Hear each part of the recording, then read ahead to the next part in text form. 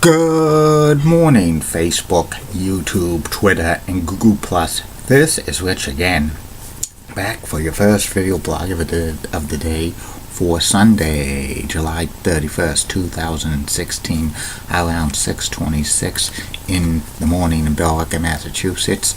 It's going to be a cloudy day, some rain showers later on, but nothing significant. We do need the rain, but we need tons of it. Some news to report that Angels beat the Red Sox by the score 5-2. Sox back on their losing ways. Also, Lowell Spinners beat Batavia by the score of 4-3. Some trades in Major League Baseball. The trading deadline's tomorrow at 4 p.m. The Cleveland Indians on the verge of acquiring Jonathan Lucroy, catcher of the Milwaukee Brewers, and the Atlanta Braves acquired outfielder Matt Kemp from the San Diego Padres. And sad news to report, longtime Weather Channel meteorologist Dave Schwartz passed away after a long battle with cancer. So prayers to his family. And that's about it on the news. My first video blog subject of the day is about the top 10 pitchers in Major League histories never to win the Cy Young Award. The Cy Young Award was given beginning in 1956 for the best pitchers in each league. For about 10 years, it was only one Cy Young for both the American and National League, and since 1967 they gave it to both an American League winner and a National League winner. On this list doesn't include pitchers before 1956, like Cy Young or Walter Johnson or Christy Mathewson or Grover Cleveland Alexander or Lefty Grove, because there was no Cy Young Award, so they're exempt from this list. And here's the top 10 pitchers in Major League Baseball history to never win a Cy Young Award.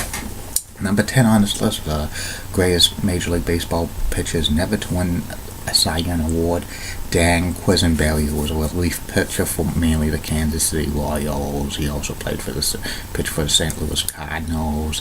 He led the American League in saves several times. He was comparable to Bruce Sutter in the National League. Quisenberry finished like second in the Cy Young voting a couple of times. He should have won one. Number 9 on this list of the greatest pitchers in Major League Baseball history never to win the Cy Young Award, Phil Niekro. Phil Niekro won over 300 games during his career.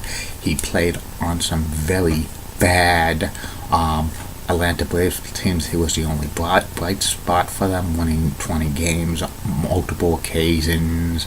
Finished second or third in Cy Young balloting in the National League a few times. Number 8 on this list of the greatest Major League Baseball pitchers of all time never to win the Cy Young Award, Mike Mussina. Mike Mussina played his entire career in the American League East for the Orioles and the Yankees. He was a great pitcher, and a couple of times he finished second in the Cy Young voting, but he pitched in a time when there was Roger Clemens and Pedro Martinez in the American League, so he was basically shut out. Was sometimes the third best pitcher in the American League East.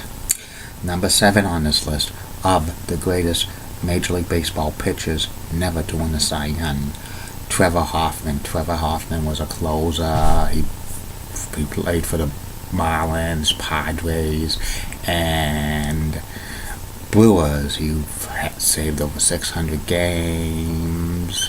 He finished his best 1998. He finished second in the Cy Young voting, and he was basically kind of the odds-on favorite. But Kevin Brown, his teammate in 1998, also had an awesome year. They kind of canceled each other out for votes, and it got Tom Glavine to win the Cy Young for the second time of the Braves.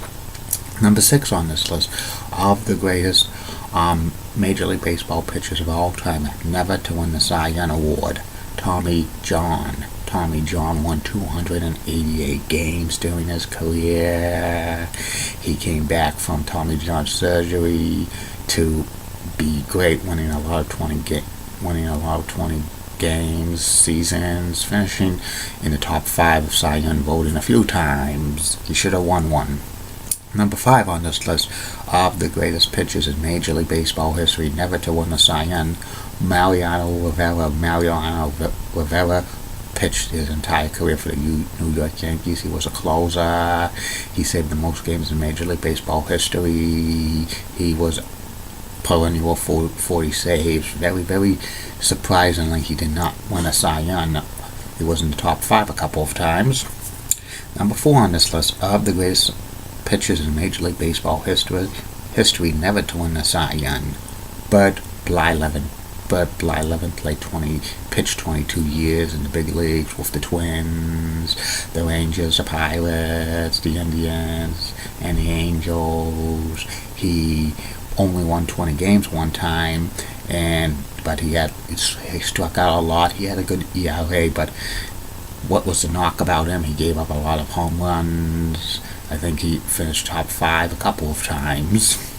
Number 3 on this list of the greatest pitchers in Major League Baseball history never to win the Cy Young, Don Sutton. Don Sutton pitched for the Dodgers and the Brewers and the Astros and the A's and the Angels, winning 324 games. He was a consistent, 15-game winner, and he only won 20 games once, and was a good strikeout pitcher. I think he finished in the top 5 of Cy Young voting a couple of times.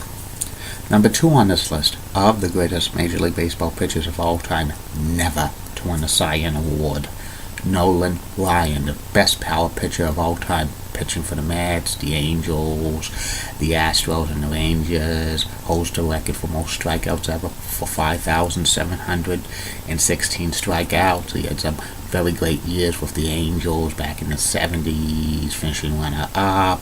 But this was the time where Jim Palmer was a dominant pitcher for the Orioles, so he usually got the Cy Young.